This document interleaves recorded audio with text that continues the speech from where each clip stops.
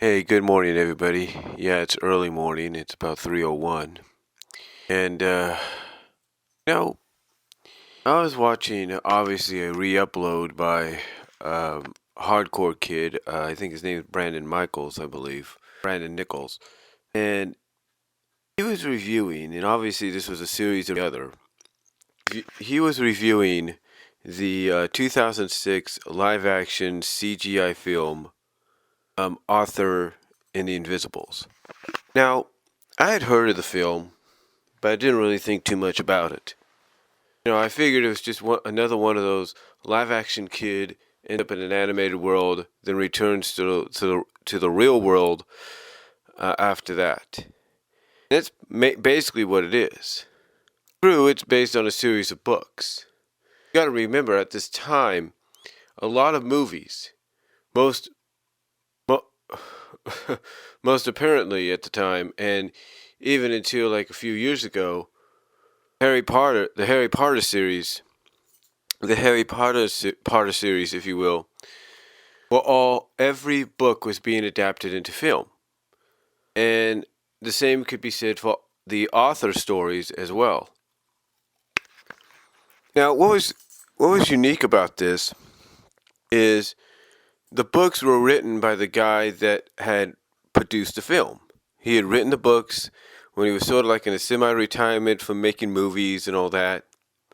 Then he decided to basically, I guess, come back, do movies that everybody's actually enjoyed. The kind of cheesy, kind of like movies that you can, cheesy action films, grindhouse films, if you will. The kind that you would see. I don't know why they call them grindhouse, but basically, kind of B level like movies, like Machete Kills and all that. Um, so anyway, he decides to make these live action CGI animated adaptations of the books he wrote.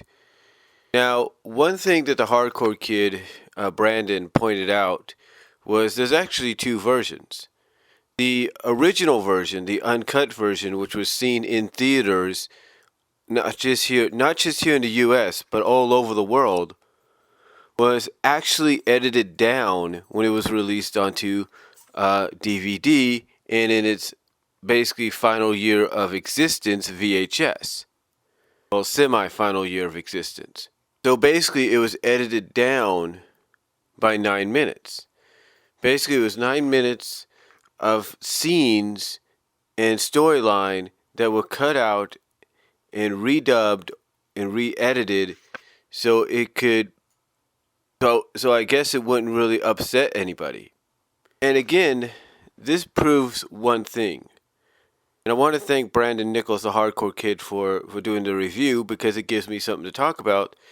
It proves that outside of the US, whether you like it or not, whether it's Japan's anime, their animation, Europe's animation, France's animation, Canada's, Mexico's, Australia's, you name it, pretty much every other country out there, even China's and Korea's and Russia's, basically every other country out there can get away with just about anything almost with their animation.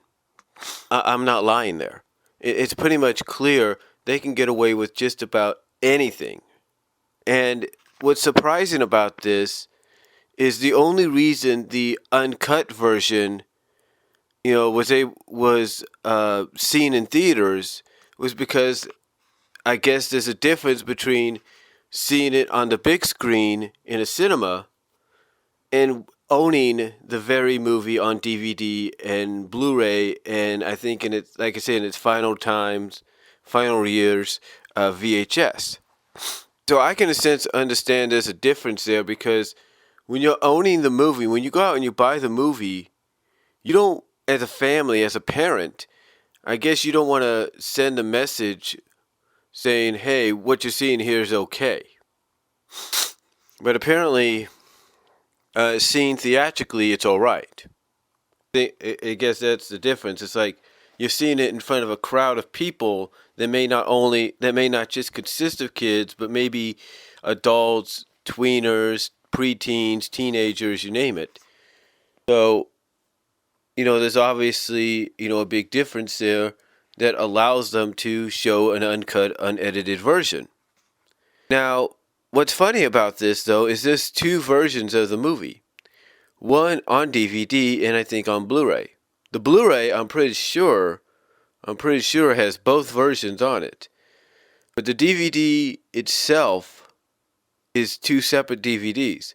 One is the edited version that's here in the US, and one is the international version, which you can get through various websites like Amazon UK, and even through torrents if you type in Arthur Invisible's international version. And you're probably wondering, why would there be two? In case you're wondering, why would that be? Why would any studio, whether it's an animated film or live action animated film or an animated series, why would they release two different versions? Why would they release an edited version for one country and an international version for other countries? Well, it's like I said, there are certain things in the uncut version, the international version, which is the uncut version, that I even looked this up when I saw it on its Wikipedia page, that some people found was kind of distasteful, disgusting, and just wrong in a sense. Mostly one person that criticized the film. One person that criticized the film definitely basically pointed out the romance that was being developed between the princess character, who was voiced by Madonna in the original film, and basically in the first film, because there were 3 films. There were 2 other films after this one. Yeah, there were 2 other films. And the Arthur character, who was basically a 11-year-old boy. Well, the actor's not that young anymore. I mean, the movie was made back in 2005, 2006. 10 years later, the guy's in his 20s. So I don't think it would really make that much of a difference if they were to redo it now and he was to voice Arthur as an older character. I don't think it would make any difference. But the point is, this romance that bloomed between Arthur and the princess in this movie, some people did find disturbing, because the princess is described as a 1,000-year-old girl. Basically, she's a coming of age. She's basically, essentially, because according to what it says on Wikipedia, and I think Hardcore Kid Brandon pointed this out, when Arthur arrived, there was a ceremony going on that the princess was taking part of, or was participating in, which was a coming of age story for her. It was a coming of age, well, not story, but ceremony. It was a coming of age ceremony. So basically, when Arthur meets her, she's coming of age. She's basically just turned 18 years old, or is going to be turning 18 years old. And I think when a lot of people hear of a female character coming of age, basically being like 18 years old, or going to be 18 years old, and then they see that there's a romance obviously being developed between her and this essentially 10 to 11-year-old kid, it's like, that's too disturbing for words. I mean, basically to them, it's like, it's one thing to understand a young kid having a crush on an older woman, especially if she's in high school or junior high or whatever, or even college, having a crush on her, and lusting for her. But it's another thing. It's another thing to have said character and said older character fall in love with each other. And most importantly, I guess according to the custom of the mini-mobs, basically the Invisibles, let's call them that. The custom is the way you're married is just by kiss and passing the power on to the other, or sharing that power with the other. And that's essentially what happens in the film. Towards the end, before by herself, she has to encounter the antagonist of the film. She ends up kissing Arthur, and thus, in a sense, not just kiss him, but pass and share her power with him. In a sense, marrying him right there on the spot. And I think this is what really, really got some people upset. I mean, even Brandon, Hardcore Kid, pointed this out, that this got people upset because of the fact that the director behind this movie had done, like I said, done a lot of the grindhouse-like movies, the B-level movies, like Machete Kills, Grindhouse itself, and a few others, as well as also did work on things like The Fifth Element. What he did with this film, basically, people just didn't like certain elements about it. They didn't like the fact that he was encouraging underage romance as well as underage drinking. Now, I think one of his excuses was, and this was the director himself, the writer and director himself, he said, he didn't say, but one of his excuses, basically, from what I read, was he didn't know much about animation. Well, obviously, he learned, if he didn't know much about animation, that's fine. Obviously, he learned. But I think what he's saying there, and I'm not trying to defend him, but my opinion is, what he's saying there is, he didn't know much about animation when it came to storytelling with it. Like basically how a story is supposed to be told properly. Even if it involves a young kid from the real world coming into this animated world, you don't just end up having this kid, become the husband of basically an 18-year-old woman in the movie. You don't do that. Now, I know some people might cry foul and say, look, Arthur and the Invisibles, you're right, wasn't a good film. Brandon, the Hardcore Kid, is right, wasn't a good film. But people are complaining about what this director did, and yet, they're not complaining about the innuendo, the implied romance between a kid character and a young woman character in Disney's Blank Check. They're not arguing about that. They're not complaining about that. They're not saying the same thing about one of Tom Hanks's successful films, Big, where basically he played an adult version of a young kid who, as an adult, fell in love with this young woman, until this young woman saw that he was telling the truth. And, nobody's saying anything about that. I mean, I'm sure there's a lot of people that may agree that the movie wasn't good, but will defend the fact that, hey, but will argue, and if not defend the fact that, people might find the romance between Arthur and the princess in this film disturbing because of the difference in age, yet they don't say anything about the romance or the implied romance in Disney's Blank Check, or the romance that took place in Big. Nobody's saying anything about that. Nobody's complaining about that. And, one could probably see their argument. But I think what it is, honestly, is basically, again, what I think it is, honestly, is basically, and again, I'm not trying to defend him, but I guess when he says he didn't understand or didn't know much about animation, I'm assuming it's coming from the storyline aspect.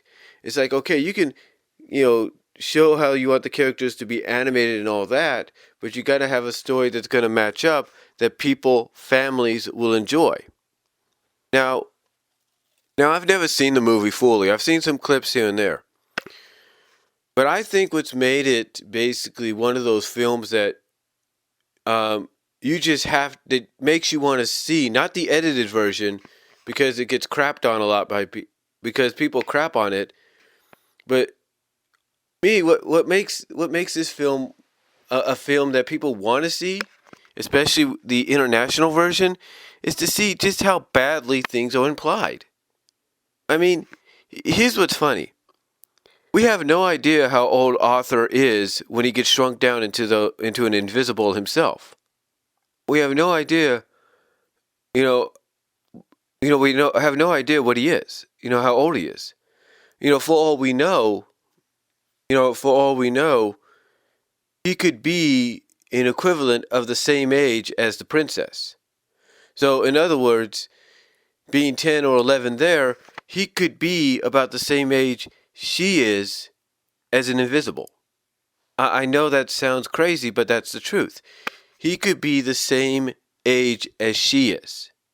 Which means if they ever decided to go in the direction, if the director, the writer of these books decided of these books as well as the adaptations of those same books, if he decided, hey, let's take the princess and enlarge her into a human girl, who's to say the human girl wouldn't be the same age as Arthur in the real world? Who's to say the princess wouldn't be, let's say, a 12, 13, 11-year-old girl? Who's to say there wouldn't be? I'm just saying. Who wouldn't say that she wouldn't be the same age as he is in the real world? And I think that's the argument some people will try to fight and defend, who are intrigued by the argument to want to see this film. Because again, it's arguments like this, it's reviews by people like the Hardcore Kid that make you want to go out and see the international version to see exactly how bad it is, or to see if there's any bad about it. There are some people that like the film. There are some that don't because of the fact that the uncut version is implying a lot of stuff that it shouldn't. Now, I'm not saying that I encourage, underage drinking. I don't encourage maybe underage romance or anything like that, or even heck, underage marriage. But I look at it this way. This is, basically this was obviously the guy's first time, the director writer's first time in animation. He probably didn't understand the concepts that animation has to be treated the same way you treat a movie, a live action one, especially if you're going to put romance in it, and that you have to make sure the romance is done between two characters of equal age or in that same age range. You can't just say, oh, I'm going to, put a romance together between a 10-year-old boy and an 18-year-old girl, while they're basically the same life form. They're basically the same, like I say, same life form, same beings. So you can't, you can't imply that. You can't do that unless they're both of the same age. Now, again, there will be people that will argue and defend or argue the fact, oh, what about what Disney did with Blank Check? Or what about what was done with the Tom Hanks Big movie? And both of those could be solid arguments in a sense. Because you had this, with Tom Hanks' character, you had a kid trapped in an older body that was now falling in love, like I said, falling in love with this one girl, this older young woman, and then you have the same kind of situation, if not similar, in Blank Check. Excuse me. You have a similar situation in Blank Check.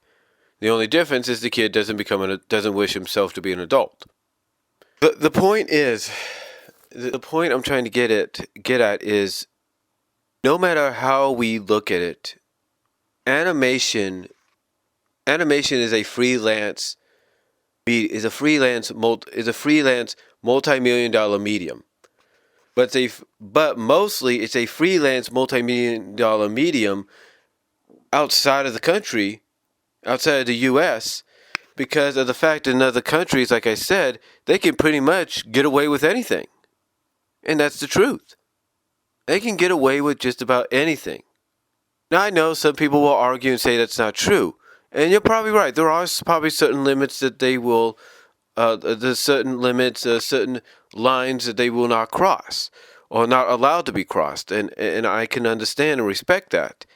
But you have to admit, even with those limitations you may have, those countries may have on their basically those countries' animation may have, they still get away with a lot more than the United States. and if they're able to get away with this to the point that when this movie got released onto home video, that they had to edit it down to take out all this stuff that they've deemed inappropriate or not right, and basically censored it down to the point that now you have two different DVD versions, if not two different versions on one Blu-ray. That's saying something. That's saying something, but that also shows that animation is, again, a multi-million dollar multimedium that in other countries with their certain limitations, if you will, is huge, because they could pretty much get away with anything they want to get away with. They can pretty much do whatever it is they want to do. And this is why when you see a lot of the animes come over from Japan, when you see a lot of the animated shows or movies come over from Japan, come over from Europe and all that, why you hear, or other countries, and they get dubbed in English, this is why you hear, a lot of animation fans complaining. And, they may be fans of said anime or said anime movie or said animated series or animated movie from the other Japan or these other countries, but along with animation fans that want to know more about what they see, this is why you hear this constant complaining, this constant arguing or conversations and debates and stuff like that, because pretty much they want to see how it was originally intended to be seen, and not as some chopped up, edited, toned down movie because of FCC PC warnings. I mean, this is why a lot of people point out that a lot of animation studios, either internationally or in country, are going towards streaming services now, like Netflix and Hulu, Amazon and YouTube and all that, because they don't have to worry about the FCC. They don't have to worry about PCs. The streaming services are pretty much exactly what used to be back in the day. It's almost a freelance outlet for them to be able to showcase stuff as they originally wanted to be showcased and not have to worry about censors. I mean, why do you think when you go to Hulu Plus, you put in Sonic X, you see two different versions of Sonic X?